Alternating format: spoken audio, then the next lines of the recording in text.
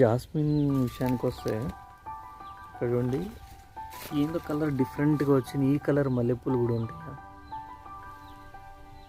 Red వచ్చింది, నేను ఇదే ఫస్ట్ టైం చూస్తూ ఉన్నా. ఇదిగో ఇలా ఫుల్ వైట్ నుంచి నెక్స్ట్ డేకి ఇలా రెడ్గా మారుతుంది అనుకుంటా. ఇది ఒక రకమైన మల్లె చెట్టు. ఇది మొన్న మేము మన ల్యాండ్లో సత్యనారాయణ వ్రతం చేసినప్పుడు మన ఒక ఫ్రెండ్ గిఫ్ట్ ఇచ్చాడు. ఒక సబ్స్క్రైబర్ గిఫ్ట్ ఇచ్చిన చెట్టు ఇది.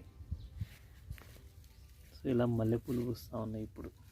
అప్పుడు ఇంకా చిన్నగా ఉండే, ఇప్పుడు కొంచెం బాగానే ఉంది. ఇదే రోలో ఇంకా ఇట్లా ముందుకు వస్తే ఇది ఎల్లో మందారం. దీనికి ఇంకా పూలు వచ్చినాయి, ఇప్పుడు ప్రజెంట్కి అయితే లేవు. ఈ బ్లాక్బెర్రీ ఇక్కడ పెట్టాము, మొన్న పెట్టాము కదా, ఇప్పుడు బాగానే చిగురేస్తూ ఉంది బ్లాక్బెర్రీ చెట్టు. సో ఇది బతికినట్టే. ఇక్కడ వచ్చింది చూడండి చిగురు. సో చాలామందికి తెలుసో తెలీదు బ్లాక్బెర్రీ. ఈ ఫ్లవర్ చూడండి, మార్నింగ్ గ్లోరీ. ముడిచిపోయింది ఎందుకు లోపలికి, ఫుల్ బ్లూమింగ్లో ఉంది. మార్నింగ్ కదా బాగా కానొస్తుంది. ఇదొక రకమైన కలరు బాగుంది.